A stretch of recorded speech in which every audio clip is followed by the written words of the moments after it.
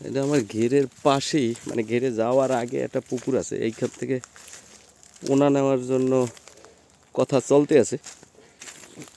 তো পোনা তো আমরা বড় ছাড়ি, সবসময় তো বড় পোনা পাওয়া যায় না, নিজে না থাকলে এইভাবে বিভিন্ন জায়গার থেকে দেখা কোয়ালিটি মেনটেন করে কালেক্ট করতে হয়।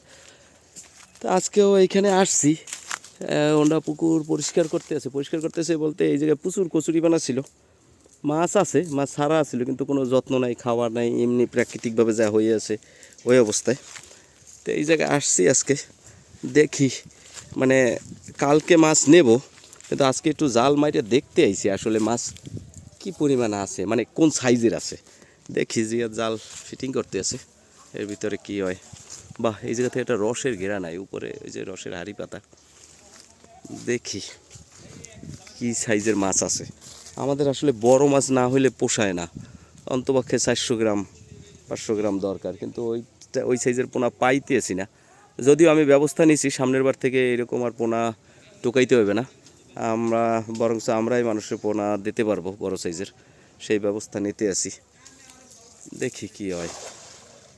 জালটার অবস্থাও ভালো না, একটা ভালো জাল নিতে হইবে। দেখি দেখি আমরা 2 টাকাও মারছি, কিন্তু এর মধ্যে মাছ পড়ে নাই, কিন্তু এইটাই মনে হয় পড়ছে। দেখি, এর আগে একটা গ্রাস কাপ পড়ছে, খুবই ছোট। আছে না গেছে? আছে, আছে অল্প কয়েকটা, দেখে নি। এ হে, মিনার কাপের অবস্থা তো খুবই খারাপ, একদমই ছোট সাইজ। দেখি, ও রুই মাছ, হ্যাঁ রুই মাছ ভালো সাইজ। এটা 300 গ্রাম হইবে না? হ্যাঁ 300-400 গ্রাম হইবে। হ্যাঁ এইটা তো, এই সাইজটা ঠিক আছে, মাছের কোয়ালিটিও ঠিক আছে। মাছ কি রোগে ধরছে?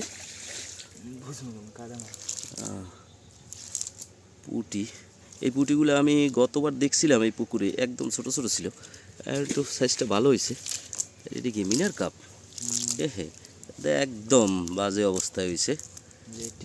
লেটেস্ট মানে একটুখানি বিজি, মানে ছোট গিজি হয়ে গিজ পরে রয়েছে, আর তো নাই মনে হয়, না আর নাই। তো দেখি কালকে বড় জাল টান দেবো, তখন বোঝা যাইবে যে কি পরিমাণ আছে।